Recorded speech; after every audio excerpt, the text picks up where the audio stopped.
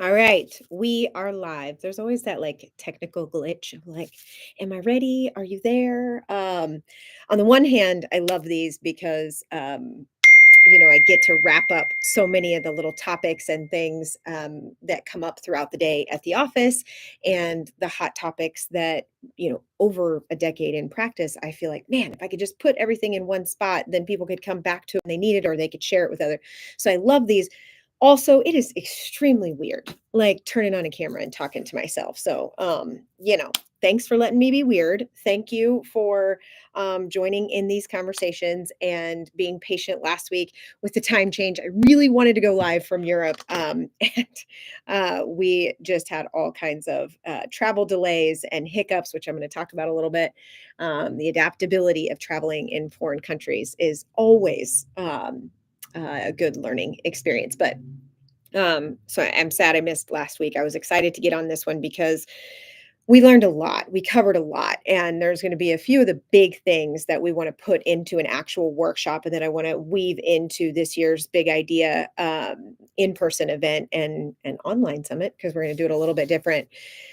So there's methylation and there is deeper dives into genetics and epigenetics and what makes us sick, right? Like there's all different ways and modalities that we take care of pain and we take care of sickness, but fundamentally having the conversation at the root of what is going on, what causes pain, what causes discomfort, dis-ease, sickness, because if we go there, then it changes, the reactions to it, the where we spend our money, where we spend our time, where we put our confidence in the choices that we make.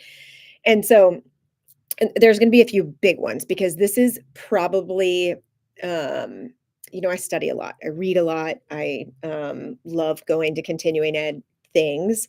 This one with Simon and Jen Floriani, maybe I could bring them on a office hours interview sometime. They're just such wonderful people. They're from Australia.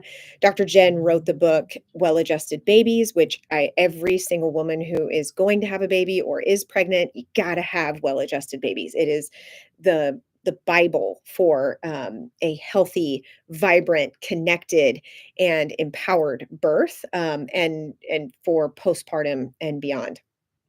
And so to get to train with them in and of itself is like dream come true. To get to be there with Joey, to be there with our son Roman, who wants to go to chiropractic school, and get to train with them was just, but also they're decades into practice and written all these books, and they're still pursuing the deeper push into that question of what makes us sick. We can't know how to get healthy. We can't know how to heal if we don't know or have a really good grasp and understanding of what makes us sick, right?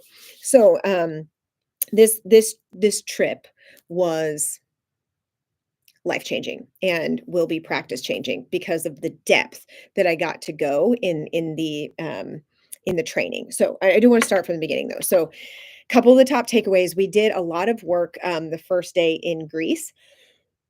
So we started in Mykonos, and it's a great place to start. Say yes. If you ever get an invite from a friend or you have an opportunity to go do, something like this, and whether it's, out of the state or even just out of the city or something big like the country, say yes. I mean, if you can, say yes, because it is so impact. You cannot learn from experiences that you don't have. So every time you say a big yes like this and you go somewhere else for more than a few days, whether it's a vacation and it's purely for pleasure, or it is business, or it is a mix of both, you know that whoever you were when you left is not going to be who you are when you come home. It's impossible because when we change environments like this and when it's really big like this, going into Greece, place that I'd never been, and it just expands you and you grow and you see things you've never seen and you eat things you've never eaten and you're speaking to people in different languages, and there's just so much growth that happens. It's also really good because you unplug from any, circumstances or challenges or dramas or stories or stuff going on at home, and you unplug from all of that. And it's literally like picking the fish up out of the fishbowl and putting it into a new environment. And so you just get a second to like decompress from your normal everyday stresses and triggers. And all the to-dos that are there, and sometimes we gotta have that eagle view perspective just to dust off our nervous system and get recharged, and I felt like I was in a pretty healthy, happy, energetic state, when I left, but even in those first few days, I I mean, I took naps, I slept, it was just like, there was some calm that came over my nervous system because I was just out of my routine, and sometimes that is literally just what the doctor ordered. So say yes to travel for that expansion and growth and just for the fun and memories of it. My son is 19, he'll be 20 in a few weeks, which is insane to say out loud. But I won't get that time back. And we have 5 kids, and I just multiple times throughout our time, Joey and I would, just kind of mention to each other, wow, like we've we've got a lot of kids, we got a lot of stuff going on at home to just have time with one child and make those memories and share those meals and ask him questions. And it was like this rite of passage. And you look at tribal culture and we just don't do that anymore. Not like we used to. And so if you get a moment with your kids, again, it doesn't have to be leaving the country. It can be leaving the town. I'm very, very grateful that, I got asked to go speak over there because it opened a door that I wouldn't probably have actively sought out. So if God presents you with an opportunity like that, say yes for growth, say yes to, unplug and get an eagle view of your life, and say yes just for the fun of it, because the point of living life is to make these memories. And that first day, that we were in training, we did a lot of modalities. So the doctor brought over some tools to do scraping and to do cupping, and again, I feel like I was, like, pretty healthy. I get adjusted. I do these different things back at home, but I had never done cupping, maybe once in China briefly, but not like this. So we got to, work on it, and different people had, "Oh, I've got this shoulder, let's work on it here. Oh, I've got this back pain, let's work on it here." A friend of mine who was on the trip actually suggested that I use, or have the cupping done on my C-section scar, and this was fascinating, and it just opened up a whole conversation because when you look at traditional Chinese medicine and the study of energy, right, and the flow of energy through the body, sickness, right, what makes us sick? Well, they would say part of what makes us sick is dis-ease or stuck energy or a lack of chi, a lack of flow. And one of the things that can really disrupt flow in your body is scarring. And so, um, and I think we just forget, right? Like I know that. I've studied that. But I haven't, and I used to, use some different oils and massage and scar tissue, but I'd kind of forgot how important it is to work those scars and where there might be buildup of stuck energy there in a very like vulnerable and important area for women. And so when we look at, I think I've shared on here, and with some of you, I had cysts on my ovaries for a while. And when I asked the question, like, why, or what do I need to do to heal? If I ask the bigger question, well, why are these cysts forming? And what do I need to do about it? The friend that I was with was like, I wonder if you had some of that because there's a lack of flow in your system. And so we did the cupping, and it was just such a good reminder to try new healing modalities and to learn more about ways to free up the flow of energy through our body. Cupping is fascinating. I have some recommendations for places you can check out here in Wichita for the local people that we're making, the video for at the lighthouse. Um, but be brave, be bold, get out there. And if you have been curious about dry needling, and that's something to follow. If you're, you know, curious about something, sometimes that's your intuition and that's your body's like natural magnet draw to like go try it. So if you've been wondering about something like cupping or acupuncture or scraping, dry needling, Thai massage is one I absolutely love. It's physical, right? Like the stretch lab, these places, it's physical modalities, but it frees up so much more than that. And, there's memories there. There's aches and pains and fears and loss and grief. Like, I mean, my C-section scar is a lot bigger than a surgery. It was a pretty traumatic moment in time. I had my daughter vaginally, and then in moments, they tried to do an external version with my son to get him to cooperate so I could have him as well, and it didn't work. And I had to be wheeled off and put under. And for any woman that's gone through that, when they, here I just delivered my daughter and I have to give her to my husband and I'm being rushed back in a hospital, which anybody who knows me is like, you can imagine how I was handling that. And there's like this moment where they, bring your arms out and they kind of strap you to the table and there's a light up there and there was this beautiful nurse from my hometown in Andale, and she's praying with me, and I was like, "Am I gonna die?" There was just this really intense. I don't do well with anesthesia. I don't, and I missed the birth of my son, and so there's guilt and there's a lot of pain. I mean, when I woke up, came out of anesthesia, I couldn't even stand up. Um, and for days. And so when I look back on how much trauma was held in that scar and having somebody else just kind of lay their hand and do the cupping and free up that energy, it was wild how much relief in pressure I felt. So cupping is, I veered off a little bit there, but I just know that, when you come in here to the lighthouse or you go to your chiropractor or you go to your massage therapist, if you're human, if you have a pulse and you're alive right now, you're carrying something in your system. And sometimes what's been working won't take us to, you know, the ultimate health and wellness heights. And we got to try different things like IVs and saunas and red lights. And it really is a complex thing to heal. And so I just invite you to get curious and try some things that you haven't tried before. And cupping sets are really affordable online. And so, you know, there are things like tins, there's things you can be doing at home that you don't always have to go outside yourself or to someone to be doing some of these things at home. So that was a really empowering session. Um, we got to do some touring. So, we went to Athens and Rome and to just be in spaces and places that, when they're like, this was, founded da da da da BC. And it's like before Christ. I mean, you're just standing next to these structures that are thousands of years old. And you get this like, whoa, like, man, I'm only here. Like on our if we make it to 100 years old, we're like doing big things in our life, right? Like that's 100. A lot of people, I think average age right now is like 70, 75. And what a blip on the radar, right? And these things are thousands of years old, and you're hearing the stories of the Colosseum, which is just devastating what they did to people.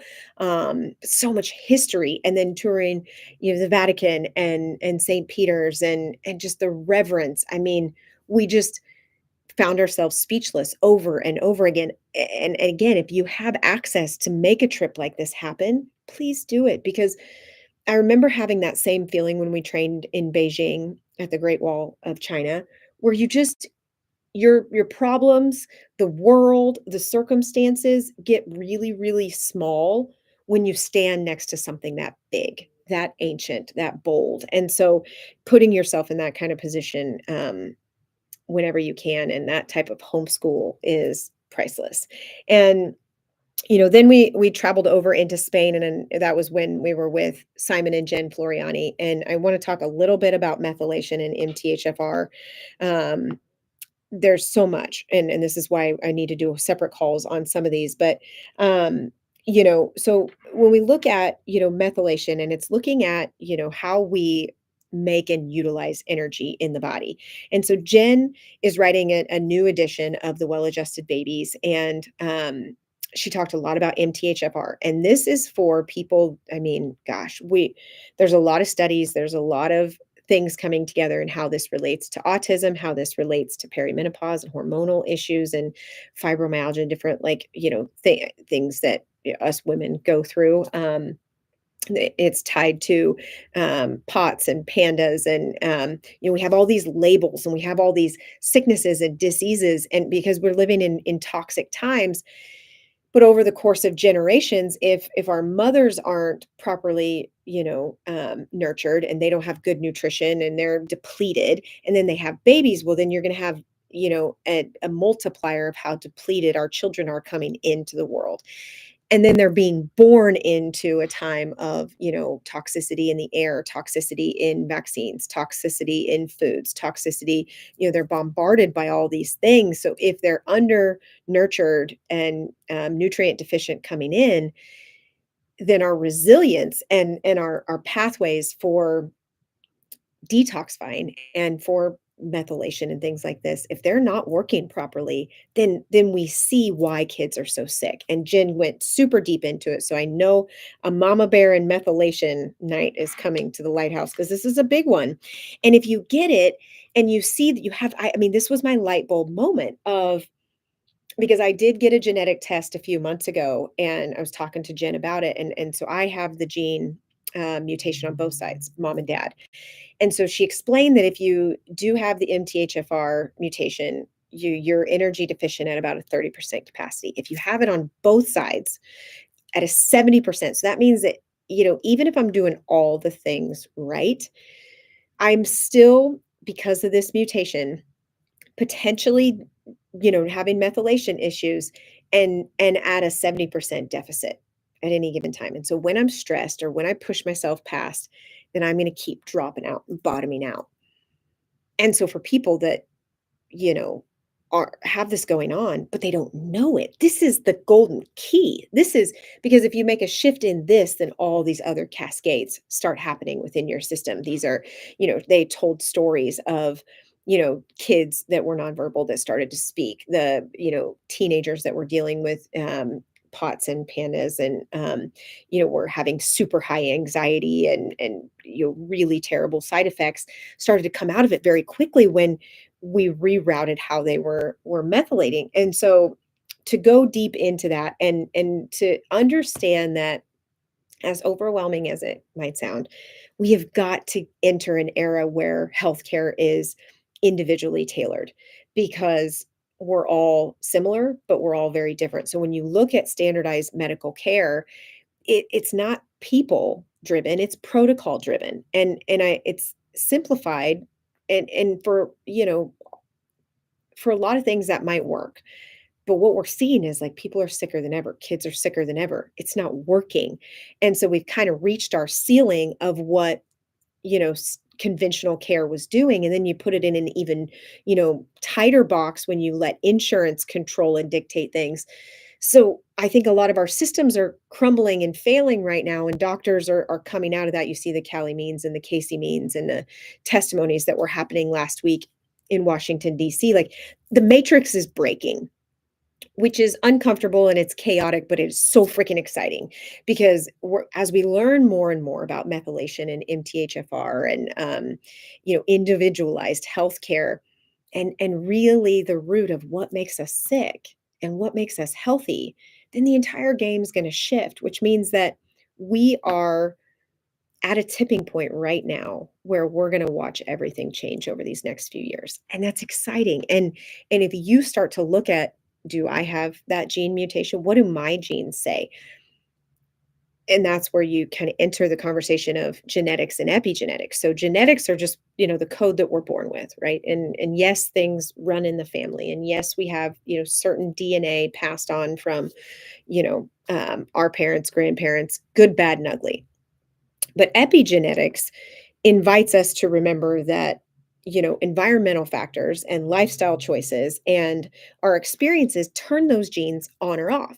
So just because, XYZ travels in my family, when someone comes in and they say, I have this gene, they're suggesting that I consider an elective mastectomy, double mastectomy.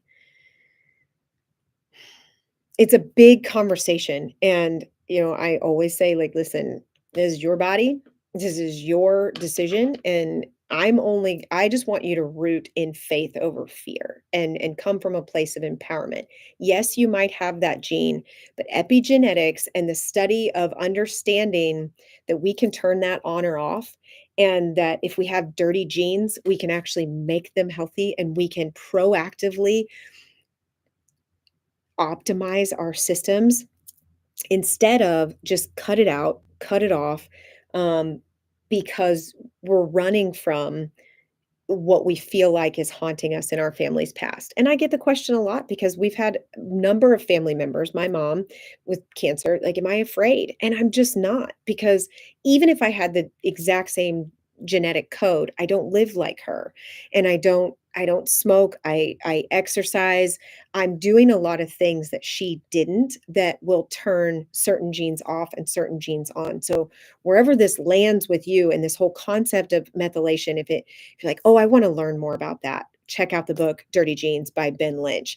Follow Dr. Jen Floriani and the things that she's putting out about methylation. Get ready to come to this course because it's true freedom when you understand that you have an element of control in the choices that you're making. And that was, I mean, probably the biggest thing taken away over the course of it because she went really deep into it. So get ready. Also, Simon, and I have an ear model. I wish I had it here, but because we're seeing a lot, we always see a lot of kids with different ear issues, people with sinus issues. And he went through the whole ear structure.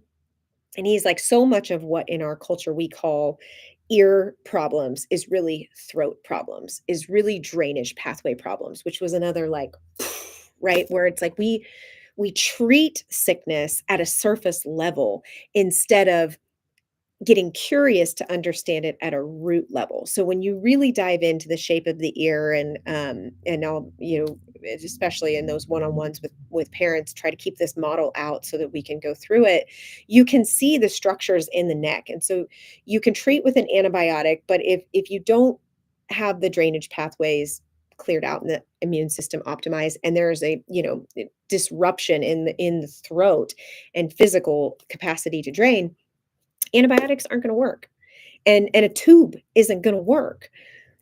And so we've got to get past the surface level, and this is where I do think, again, we're hitting tipping point where Dr. Derek does such a beautiful job of talking about this, where kids might grow out of ear problems, but then they grow into constipation problems, or they grow out of ear infections and into asthma because we're treating symptoms instead of solving problems. And it was just such a beautiful thing, like, that I needed the visual to see with that ear model. So, I'll have to put the link there, and maybe I'll just bring it on next week's office hours to go a little deeper into this, because if we do some lymphatic massages that you can be doing at home for yourself and your kids, and we're, doing the least invasive things first, and we can always go to medications and supplements and um, tubes and surgeries if needed. We can always work our way up, but I love seeing the pendulum swinging where it's like, let's not do that first, because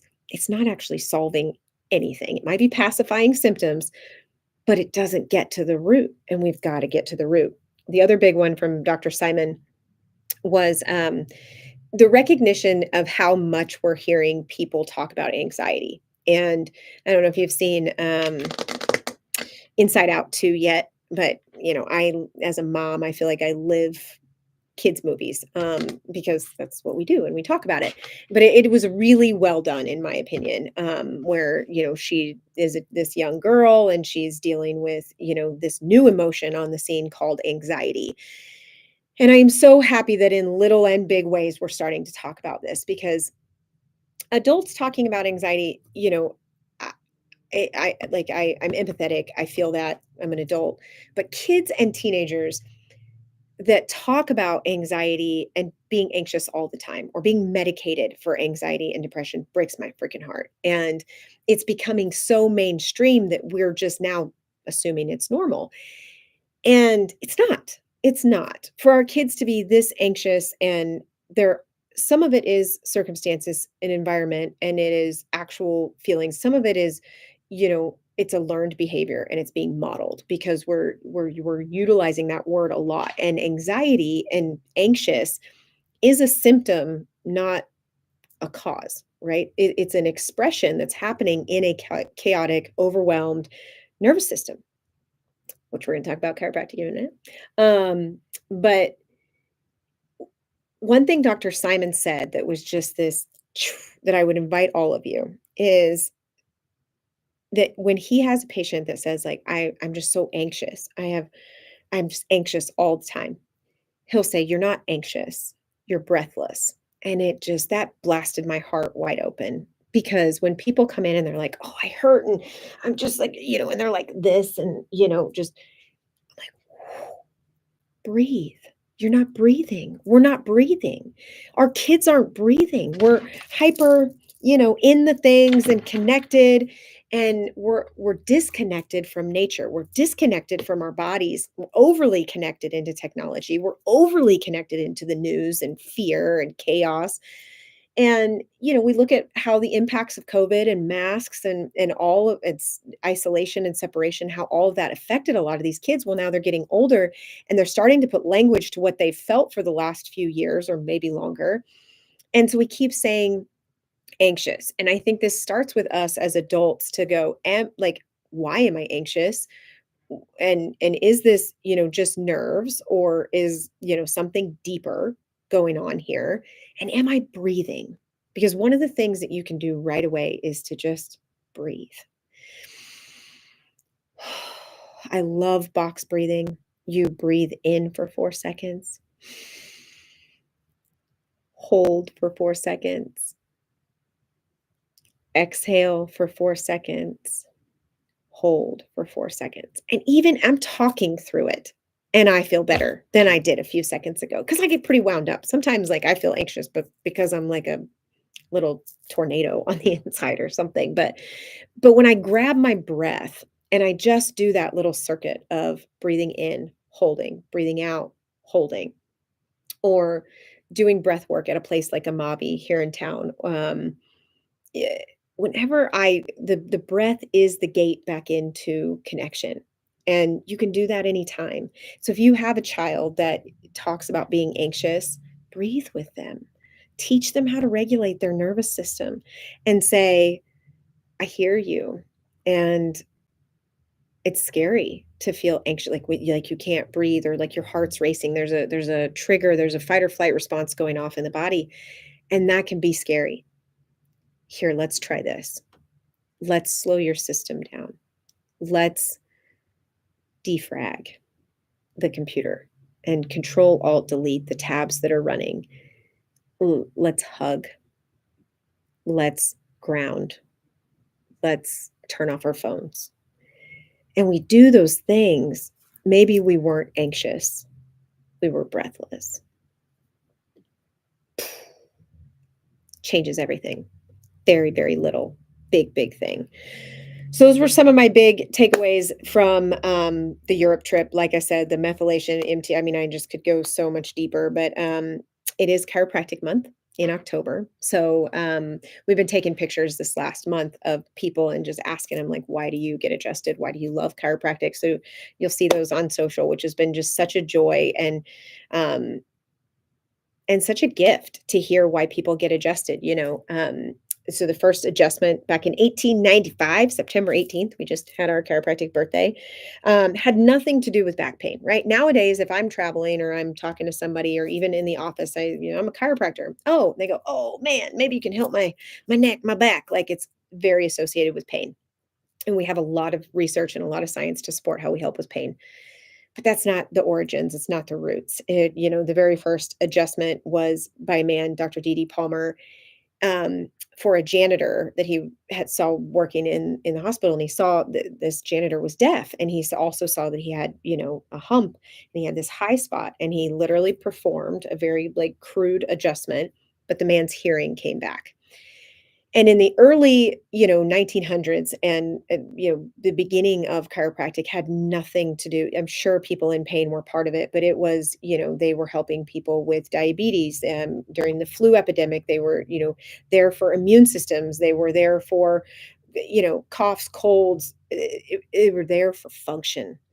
And there's a return. I think eh, there's always been it, in my time in chiropractic, but I'm seeing a big surge of conversations around the nervous system and optimizing your healing. I'm seeing a big surge of people showing up and having more function based conversations instead of pain based conversations.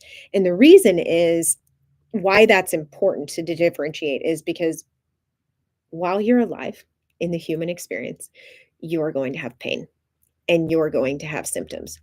And health is not a lack of symptom or lack of pain. I don't judge myself and say, I'm healthy, I am well, if I just don't have any symptoms or any pain. I believe that the power that made the body heals the body, and this is why I get adjusted, because of the integrity of the nervous system. And if the power that made my body is always healing my body, right now there's all these different functions going on and cascades of communication between my brain and body and between my body and my brain. Like even to stand up right now, there's things shooting up and down through the highways in my spinal column and brain matrix. All this stuff going on. My breathing, my hands going everywhere, my digestion, all this stuff just going by itself. There's an intelligence. There's an innate intelligence in me, but there's also, universal intelligence in the world. And so I get adjusted because chiropractic has a reverence for that. Chiropractic first seeks to listen and to feel and to understand if something's not operating properly. If there is a stuck pain pattern, a stuck dysfunction pattern going on, the body's trying to tell us something. And it's not that it's broken, it's not that it's sick, it's that it's expressing a red flag, a hey, help me in here. Somebody put your hand on this. Somebody help me out. There's a subluxation, there's a lack of light that's rooted in a reverence for universal intelligence, that's rooted in a reverence for innate intelligence. And if I could do anything for the people that come in and out of here, it is yes, adjust you when you need it, because that helps optimize the flow and the communication in your nervous system, and adjustments are great. They're amazing. I can't imagine living without them. Thank God I'm married to a chiropractor and I got a brother and a sister and team of chiropractors that got my back. But chiropractic's bigger than that to me. It's a lifestyle. It's a freedom. It's a sovereignty. It's a connection of my spirit to my body in understanding all these different things going on. And then if I hurt or if I have something going on and I'm seeing my chiropractor, they invite me to listen and feel what's going on instead of medicate it, turn it off, make it go away, ignore it, cut it out. They invite me to go, if you're hurting, if you're sick, expressing this, what do you think's going on? What's your body trying to tell you? Maybe you need to rest. Maybe you need to slow down. Maybe you need to drink more water. Maybe you need to sleep more. Maybe you need to have a little bit more fun. Maybe you need to eat better foods. They give me the adjustment in support of my system, not to take it away from me, but to help my body deal with it. Because I believe what makes us sick is a lack of light in our system. And our choices can enhance light or dim it, and adjustments can help turn up the light. Um, but I live in that truth. And so I get adjusted because I got to tune this human machine through the spinal column and optimize that spiritual mind body connection that we have. So I'm grateful for chiropractic. I love October. We're going to talk about chiropractic more this month. And now I hope that connects some dots of why do kids need adjusted? Why do babies need adjusted? Because we all have nervous system. We all have a spine. Like this has never been about pain. Honestly, it's not about any kind of symptom. It's about helping sick people get well, but it's also about keeping well people well and helping them live and express and feel and heal through all that life has to offer. And lastly, I mean, that lands me here with the Expect Miracles. Shout out to All Seasons Sportswear for the swag that they bring to life whenever I have a crazy big idea. But I love these hats, and it's going to be a staple because, as election heats up and as any one of us could have a list of complaints. I look to what's going on in the hurricane, people being hit by that. I look to my dear friends. My friend Denise Dobbs passed away a few weeks ago, and her husband and her kids are navigating life without her now. And some big stuff has been going on, and we can choose to see that as triggers and traumas, Or like Jen Floriani, who I just trained with, said, what if we stop looking for the triggers and traumas? And what if we start looking for the glimmer moments and the miracles? Because the Bible says, seek and you will find. And I want to look for the light. I want to expect the miracles. I want to believe that the best is yet to be. And it doesn't mean that I'm not willing to navigate the stuff going on and that hurricanes aren't real. This devastation is real. And I don't want to bypass and be like, oh, what a blessing, when, my friend is free now. But I also understand that her death is comes with tremendous amounts of pain for her family. But I am going to look for the light. And those were some of the last conversations that I had with her. She's like, "I have no regrets. I don't have any more pain, and I'm not afraid." And there's a level of freedom when you have an expect miracles mindset and you have a reverence for universal intelligence and innate intelligence. And I just want to invite, I guess, everybody to, not just expect them like you're hoping for them. Like this isn't a hope for miracles. This is like, I know they're coming. So whatever storm you might be facing today, and for everyone facing the devastation through the hurricane or anyone fielding a storm similar to the Dobbs family, just know that another season will turn and the sun always comes up and the rainbow is promised. Keep looking for the miracles because they'll come. Um, and I'm just sending out a prayer. Brought back little prayer stones for everybody because I know that we're all carrying a lot these days, but we'll make it through, and we've got each other. So I know today was a bit of a ride because I wanted to cover so many things, and catch up from last week. But if you have any specific questions, make sure and jump in our Facebook group.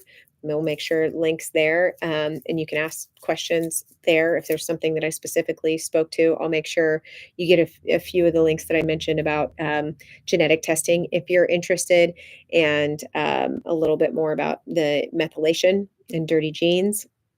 And that we just loosen our grip, and enjoy the ride that healing and health and wellness brings, um, because it is such a beautiful thing to get to know yourself. And I think ultimately it just always takes me closer to God. So I love you. I hope this finds you well. If we can support you in any way, hit me up. I'll see you soon.